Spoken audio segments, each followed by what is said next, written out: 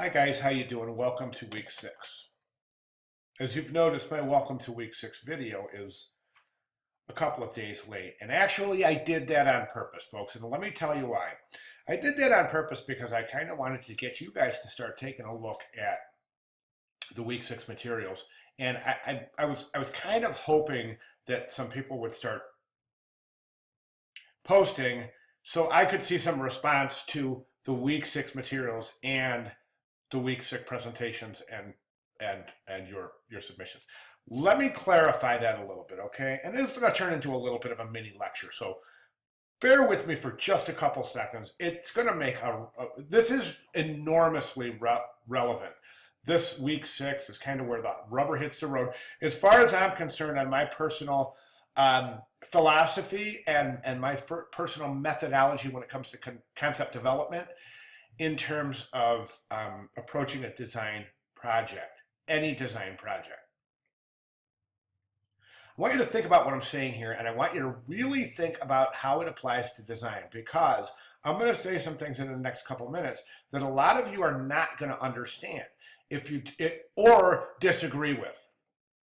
If you find yourself in that group, let it settle and think about it for a minute. Then reevaluate tomorrow. I guarantee it's going to make sense. Let me explain. And I'm going to do so by starting this. All right, this overview right here. I just want to say that I'm just going to go through these paragraphs. I'm not going to read them verbatim. I just want to go through them. Every now and then we get an opportunity to truly make a difference in the growth practice of human-centered design principles. What does that mean as designers? I mean, I just want to design wedding invitations, or I just want to design whatever my personal niche is. I'm a magazine designer. I just want to design magazine ads. Okay, and that's all great, but you got to really look at what you're doing in terms of how do you want your life and how do you want your work to define your life as a designer. It's got to be more than just designing magazine ads. And it is, and it should be. If you're designing something, anything you design, you've really got to think it through to its logical end, meaning that for example, think it through to its logical end. For example, the person who invented the screw, the regular flat top screw, you know, with the little slot in it, what a brilliant idea. I mean, you could not improve on that idea. Carpenters for probably hundreds, if not thousands of years, neglected this simple invention, the screw, okay? So somebody invents the screw and we're in business, right? Wrong. We're not in business because the screw sucks. Because why? It's got a flat top. So for how many years did they use the flat top screw when all of a sudden somebody came along and said, wait a second, this thing sucks. I can make this better. Let's put 2 slots in it. And now you have improved on something that has probably considered to be not able to be improved upon. Another example, in the 1800s when they're painting houses and signs and rooms and barns, and they're using paintbrushes. Well, you know what? What a great invention to put. What a great way to get paint on a wall. But really, when you think about it, that idea sucks, man. It just sucks. Come on, let's put it on a roller and roll it on a wall. So again, we've just taken a great idea and made it better. My point here is this, is that your ideas for your Olympic graphics, your best ideas you haven't even thought of yet. Okay, so those of you who are thinking, I'm getting close to being done, you're not. For those of you who are thinking, this is okay, but I can make this better, you're on the right track, and that's what this lecture is about.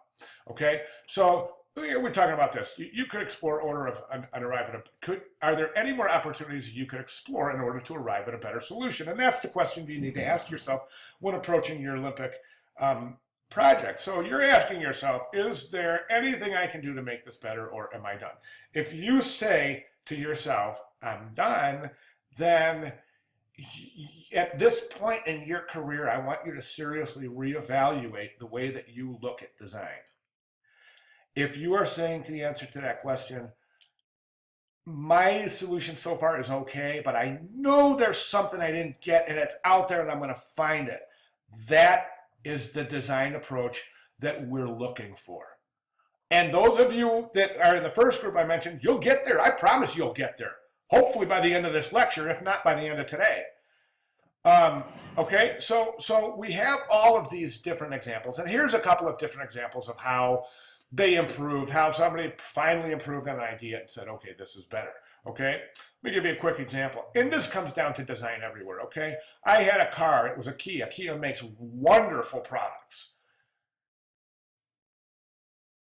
I had an early Kia when they weren't quite, well, they were pretty wonderful. They were still really great products, but they weren't to the point where they are today. They are fine-tuned, finely designed, world-class vehicles, okay?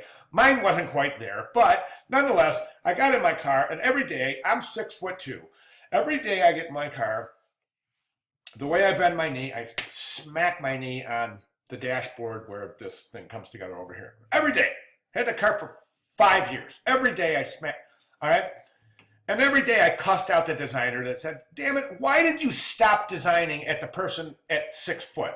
Because a 6-footer is not going to hit their, you know, anyone over 6'2" knows what I'm talking about, okay? So I don't want to be that designer, the one that said, there's only a few 6'2", you know what I'm saying? They'll learn to bend their leg. But I'm not gonna be that guy that's gonna go down infamous in history being the guy who invented the screw with 1 slot in it. I want to be the guy that improved that, put 2 slots in it, and made people's lives better. And you can do that through your design, and that's what I'm talking about. All right. So where does this responsibility lie in our Olympic project? Like this, okay? You can't change lives, or can you?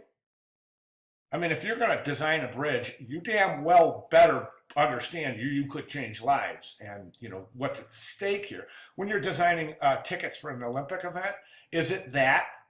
Is the scope that enormous? And I say yes, because you get one person that gets confused on that ticket.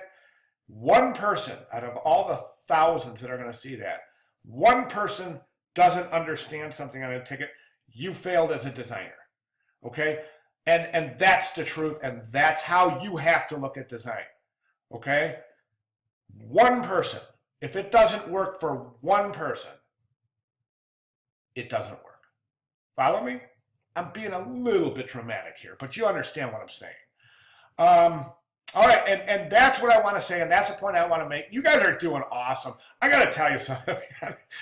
You know, going through those critiques, and I'm sorry, I've been doing videos, and so it's taken me just a second longer. For those of you who I haven't gotten to yet, I'm so sorry. I'll do it immediately. It's not going to affect your grade. Just keep working, and I'll get that done today. So, quick notes: consumer-driven design. We used to, in design, we used to have this model called consumer driven design, meaning what I was talking about.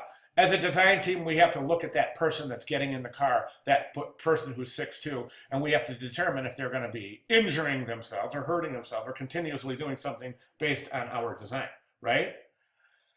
That's consumer-driven design, the designing for the consumer. Now, today, we have something called consumer-led design. And that's important. Just because we're designers doesn't mean we know it all, okay? Joe Schmo has the answer. Here's a perfect example. Those of you who haven't looked at this, go ahead and look at it. It's 18 minutes long. It's fascinating, but I know you guys, 18 minutes is a big commitment for you guys, so at least skim through it. Point I want to make here is in this, there's a story in here about the mountain bike. The mountain bike wasn't invented by big, giant consumer companies. It was invented by a group of dudes in California who said, dude, this isn't working, man. These 10 speeds don't work in the hills, and my dad's straight up bike, you know, those old school bikes, they don't work either. So they started mixing motorcycle parts with bicycle parts, and boom, we've got a multi-billion-dollar industry, okay? That's consumer-led design, allowing the consumer in on the design process, okay? Just want to close with this. Technology, and this is the rest of this part of the lecture. Technology doesn't do your work for you, okay? And then I have in big notes, I have NWN, or NDNW. I use that all the time. NDNW. Never did, never will. Technology will not do your work, okay? You still have to design.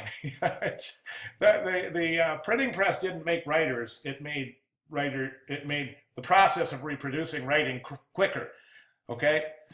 I'm going to leave it at that, guys. You guys are doing awesome, really, really good stuff I'm seeing. And I just want you guys just to keep kicking butt, all right? Any questions or comments? I'm right here, man, so get with me. You can call me if you want. A couple students have. So, all right? Right on, man. I'll see you guys in class. Thanks.